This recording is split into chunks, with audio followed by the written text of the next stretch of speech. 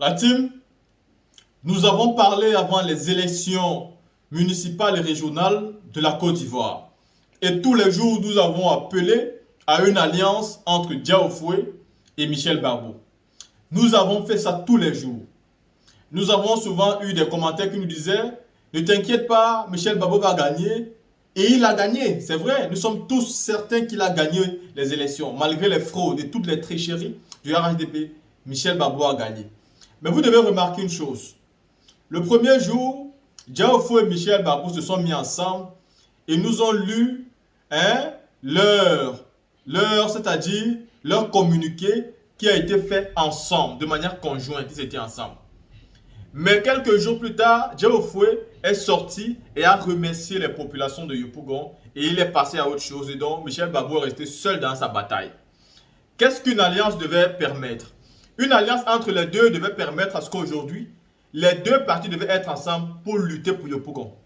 Mais maintenant, où Diaoufoué, c'est lui-même qui l'a perdu. La question qu'il se pose, c'est pourquoi je vais encore me battre aux côtés de Michel Barbot? C'est lui qui a gagné et moi je ne vais pas aller me battre contre lui. Et donc il se retire. Parce que même si aujourd'hui Michel Barbot gagnait cette victoire-là, Diaoufoué, qu'est-ce que lui personnellement gagnerait au fait que Michel Barbot gagne? C'est donc aujourd'hui un combat qui est pour lui perdu d'avance et dont il décide de manière volontaire de se retirer de cette lutte-là.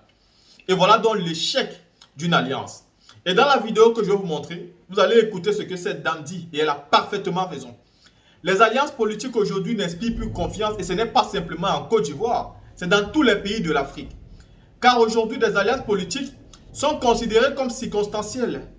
Des alliances qui servent soit à retirer quelqu'un du pouvoir, soit à prendre le pouvoir, mais qui n'ont pas un véritable but réel qui tire vers le bonheur du peuple. Et ça, c'est mal.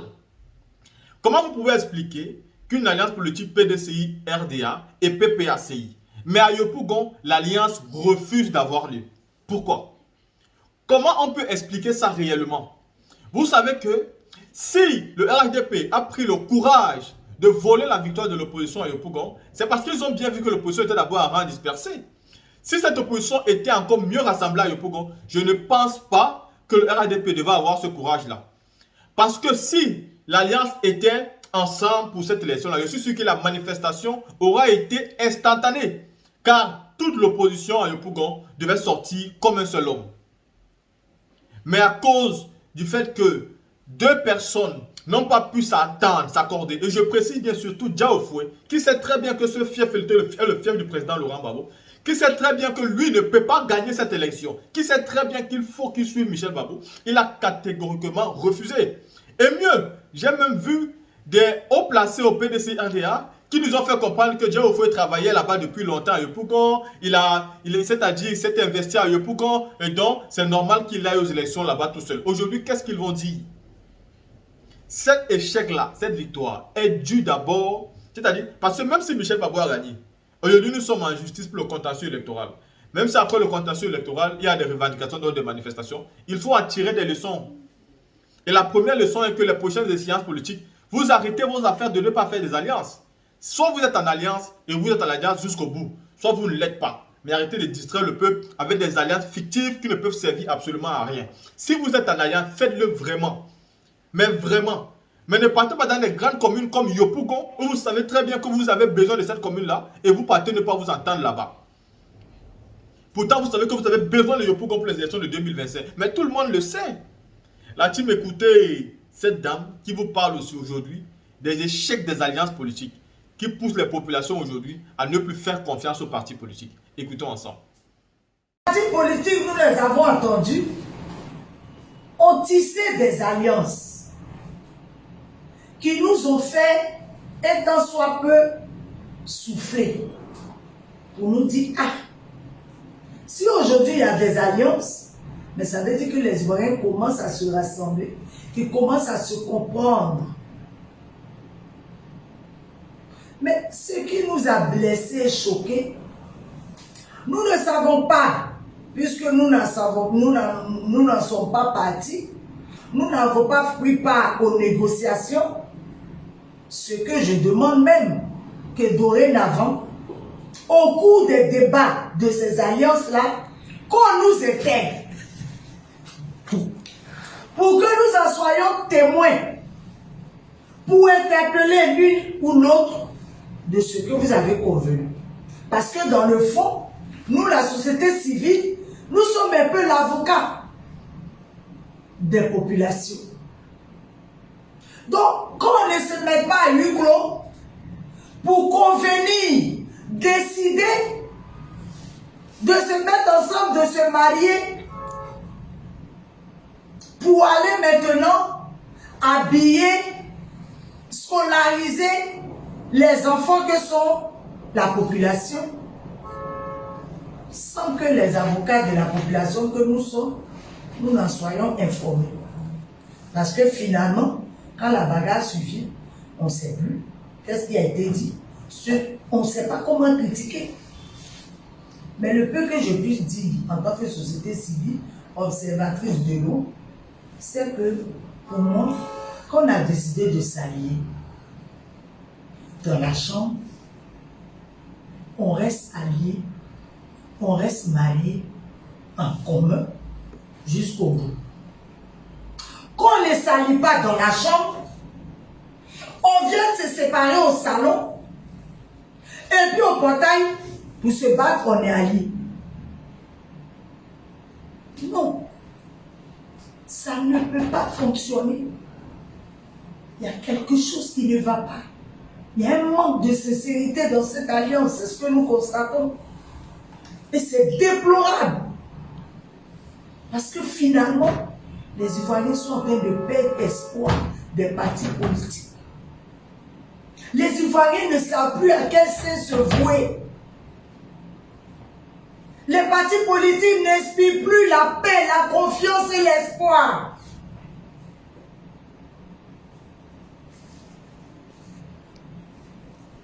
On souhaite bien qu'ils nous fassent la passe. Si ça devient difficile pour eux de s'entendre, de s'allier, d'aller en rang serré, d'avoir un seul candidat, mais qu'ils nous fassent la passe. Pour que nous, on joue bien pour eux. Parce que nous, au moins, on est vraiment neutre. Très neutre.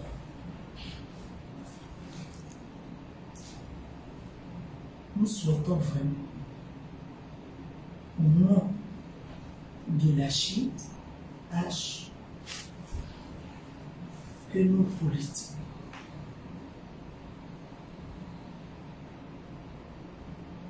regardent à la souffrance des Ivoiriens, regardent à leurs pleurs, regardent à leurs cris de cœur.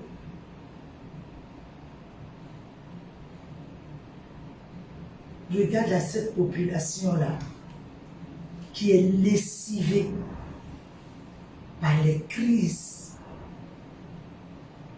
qui se sont succédées, des crises meurtrières. Les gens pleurent encore leur mort parce qu'un mort ne revient plus. Leurs cœurs sont brisés.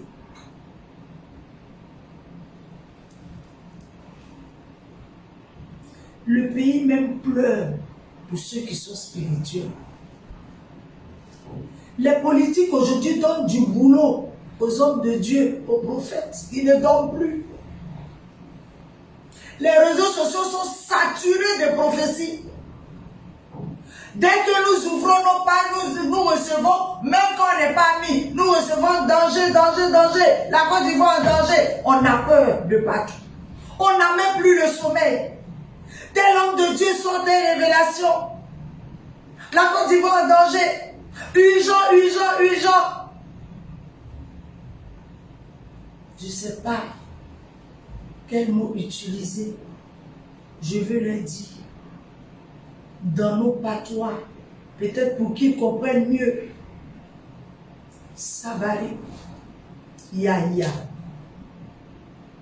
Yaki, Messer. Prenez les Ivoiriens doucement. Ils ont souffert. Ils souffrent. On continue de souffrir. Les Ivoiriens continuent de pleurer.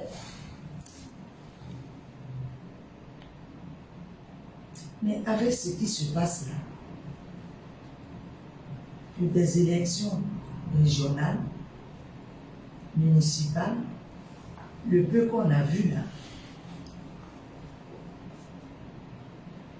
nous, société civile, défenseurs des droits de l'homme, on commence à avoir la chair de poule pour la suite. La grande suite, les présidentielles, où là, c'est un seul fauteuil. Là encore, il y avait plusieurs fauteuils. Il y avait des listes où il y a la place pour beaucoup.